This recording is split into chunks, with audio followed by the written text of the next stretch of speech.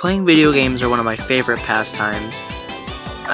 Same with a lot of people that watch these videos. I've played a lot of games since my time as a gamer.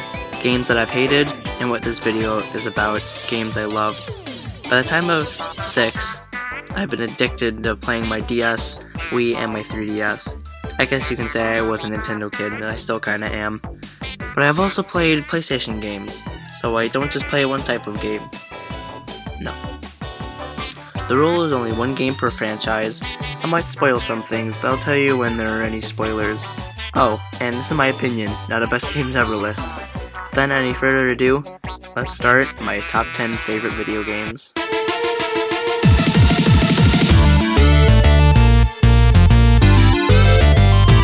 The glitchy mess of a game, Sonic 06. Alright, I know this game is hated among many people, but the problems it has have never really bothered me. Oh, long loading screens? Now I can go take a bathroom break. The glitches are probably the best part. Just watching Sonic fall through floors and have him go like whoa and stuff like that it's pretty much the best part. Anyway, Sonic 06 is my first Sonic game, and I guess you can say nostalgia is the only reason it's on here, but I enjoyed one thing: the amazing music. Songs like His World, the final boss theme, Kingdom Valley, Wave Ocean, The Inlet, Aquatic Base Level 2, and Dream of an Absolution are some of my favorites. For the glitchy mess it is, I can't help but love it.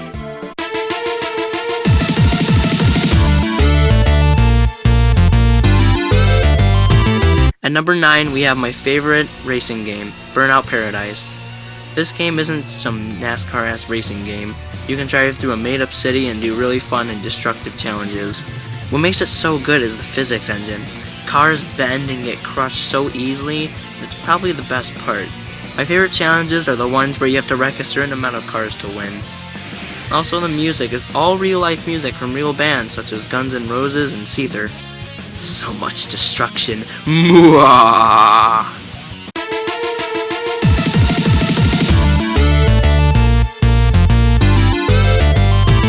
Number 8 is a very special game to me because it's a video game based on my favorite show as a kid, VeggieTales. Nah, just kidding. Number 8 is Mario & Luigi Bowser's Inside Story. Just to get this out of the way, Finale is the best song in the game. I'm just saying. The Mario & Luigi RPGs are one of my favorite kinds.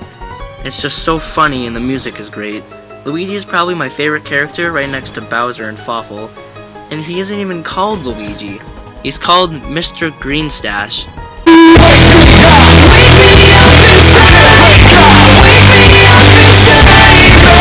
But at least you get to play as Bowser in this game, and that is pretty much the main mechanic. Pretty much you get sucked inside Bowser from a bad mushroom that he eats from Fawful. And pretty much you get to change his body through going to different parts like his stomach, his brain, and a bunch of different places. And it makes Bowser's character seem more human-like, because you actually get to experience like, oh crap, these whatever's inside me just banged my brain in. Oh yeah, one last point. The dialogue between Bowser and Starlo and pretty much every character in the game is pretty much a comedy show all by itself.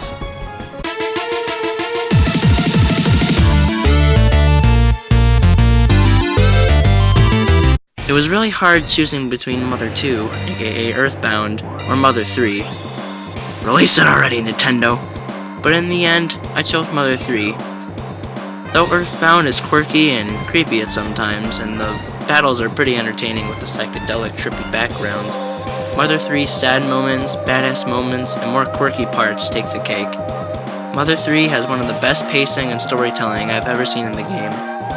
The only problem I have is that you don't start playing as Lucas till like almost halfway through the game. The characters are great and they develop and actually make you like, oh wait, this character's important, and not just some, oh they introduce you and they're gone immediately. And the music is awesome. Some parts, spoiler alert, click this part on the screen to avoid spoilers. We good? Okay. Some parts like when Lucas's mom dies really hits you right in the heart and kind of made me tear up a bit. And then when his brother dies, man, that's just the feels all the way. and how Porky seals himself in the indestructible capsule and live on forever and pretty much just stay there and not do anything and live forever in a thing that he cannot be destroyed really just hit me. It was just a great game to play, and I'm happy that I was able to play it through an English copy, but I actually have a real cartridge, so I'm not stealing. Just making that sure.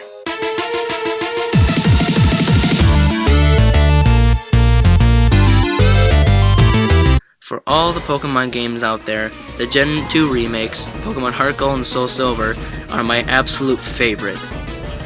The graphics, the music, the gameplay, the Gen 4 Pokemon that they added, and just having Pokemon follow you are just some great parts of this game.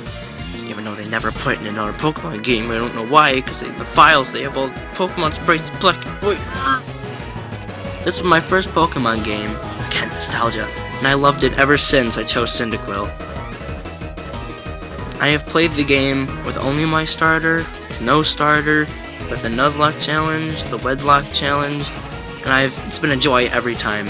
Pokemon X and Y can't even come close to how amazing Heart Gold and Soul Silver are. Just because the champion doesn't suck in Soul Silver. The only bad part is that the leveling is very screwed up once you get to your 4th gym badge, and that Pokewalker dies after like 2 years, which is pretty much the only reason I bought the game when I first saw it, because it's like, oh sweet, I can carry things around, it's a pedometer. I love the Pokewalker.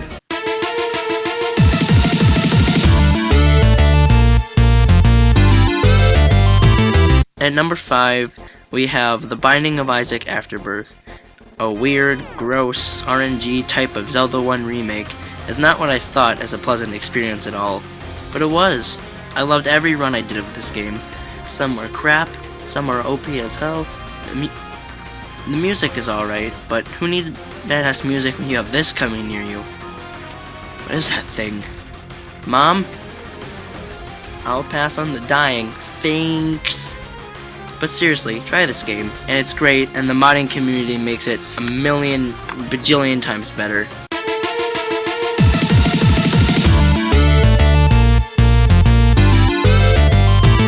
This counts because it's a spin-off of a game series, and come on, who doesn't love Pokemon Mystery Dungeon, especially Explorers of Sky?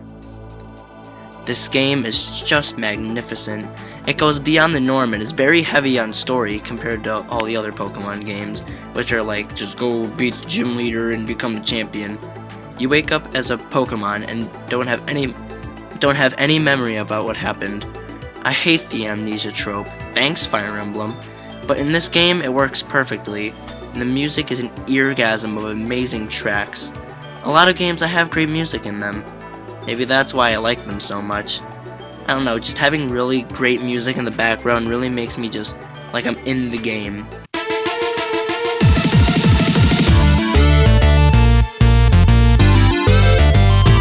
This game is another nostalgia-filled adventure.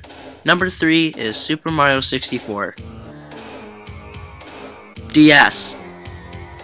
Yes, I like the DS version better than the N64 version. I can hear the rage comments now. Listen, I didn't have a Nintendo 64 back then, so getting Super Mario 64 DS was a better way of enjoying this great game. Well, this is a Mario game. What do you expect the story to be? It's Mario trying to save Peach. But it's not just Mario this time. You have Yoshi, Luigi, and my favorite, Wario. He might be slow and not jump as high, but he's wacky and is pretty much a powerhouse. I liked having more characters to play as. Just playing as Mario is kind of boring in the N64 version, so that's why I kind of prefer the DS version. Also, the multiplayer was alright. I want my wafting wonky Wario. Nice alliteration, goat. Oh, and the next entry is pretty much the most obvious thing.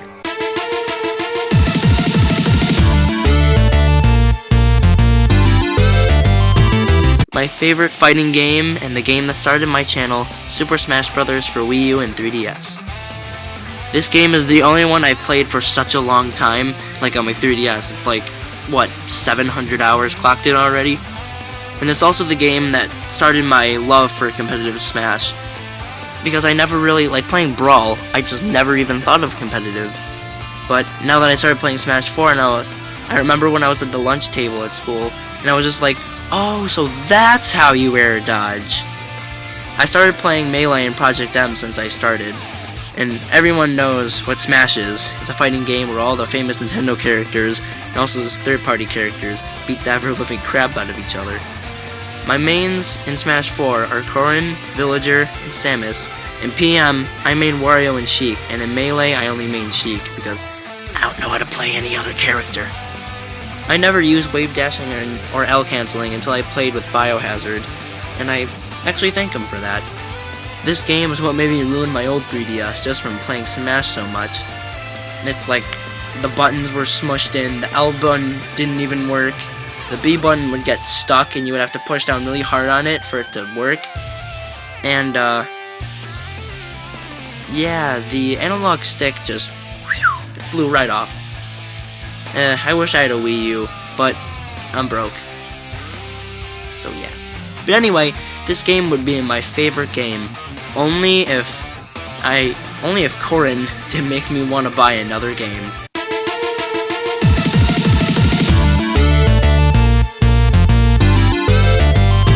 This game is why I got into Fire Emblem in the first place. Alright, so a little story before I begin. I got Awakening in 2013 because everyone kept saying that, man, it's a great game, you should play it. So I got it, and then I started playing through the first 3 chapters. And, I mean, I liked it, but I was like, this game does not seem like the game for me. Then when I got Corrin as DLC for Smash 4, I heard that he was part of Fire Emblem Fates that would be coming out soon, so I pretty much waited in hype till the day it came out. The day it came out, I went to my local Best Buy, and I pretty much got it, and I loved it. Fire Emblem Fates is my favorite game ever. The music, the gameplay, the characters, the story, and the graphics are great. And even after I finished playing the game, I still went back to Awakening and finished that game. The story's kinda crap at the end, but it still was a great experience. I don't know if it's technically spoilers or not, so I'm just going to, just warn you about this. Just Chapter 26 and most of the games was really sad, and the ending of all 3 games was so satisfying. I liked Corrin in Smash, and in the game.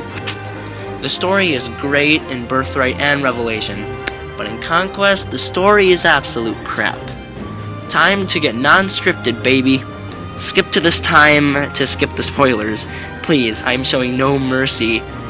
Okay, everyone's gone? Okay, let me start. Alright, so, everyone knows that in Birthright, you play with the White Kingdom and try to defeat Garen. And pretty much Conquest, I was really confused how the story would even go out. It's like you're part of the bad side. What do you do? Try to take over Hoshido? Which is basically what you do. But the thing that gets me really mad about it is that in Chapter 15, when you go to this mysterious world that if you talk about it, you pretty much disappear. So the chapter is pretty simple, it's just an escape.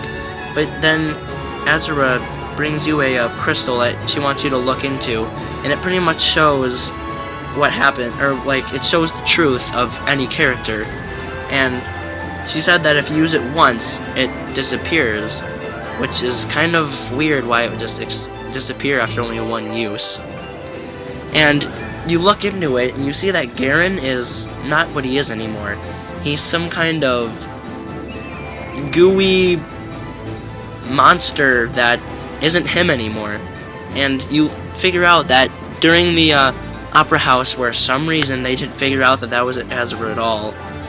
Now the reason she did that is to try to see if she could revert him to his old state, but it failed.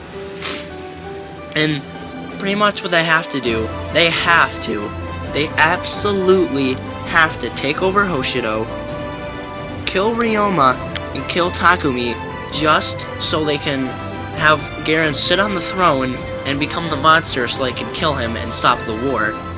And it makes no sense, because at the end of the game, before you went to the room to show Xander, Elise, Camilla, and Leo what King Garen is like, Xander just completely, he's like, okay, I'll agree with you. Plain and simple. He believes you, and your main reason for not telling him in the first place is because you think they wouldn't believe you. But Xander did believe you either way. Leo and Camila and Elise didn't, but Xander did. And that's exactly when you go inside the room and figure out what happened so you can kill him, then you end up having to kill Takumi in the endgame. It makes no sense. It just... I know it would take really hard time. That I really screwed up saying that. It's hard to make a story about being on the bad side, but they at least could have made it a little better and not have to kill people just so they can get Garen to sit on the throne. It's so stupid. And that's pretty much the only thing I have wrong with Conquest. Fates is still a great game, and the death is permanent mechanic makes every move count. If my unit dies, I pretty much restart the game, which makes me pretty much feel like the character is more important, and I get to bond with them, sort of. Kind of weird way of putting it. I never thought I would love tactical RPGs the way I do now. Like, if I looked back like a year ago and thought, hey, guess what, Rick, you're gonna like this game. You're gonna like this tactical RPG. And I would be like, no way I would like something like that. It's too complicated. But I loved it, and it was totally worth the money. This has been Goat for Life, and Fire Emblem Fates is my favorite game ever. Thanks for watching. Like and make the subscribe button have an eargasm with some awesome music. Or, technically with your finger, because you can rub it and it's like, ooh yeah, subscribe. Anyway, thanks for watching, and I'll see you guys next time. Peace.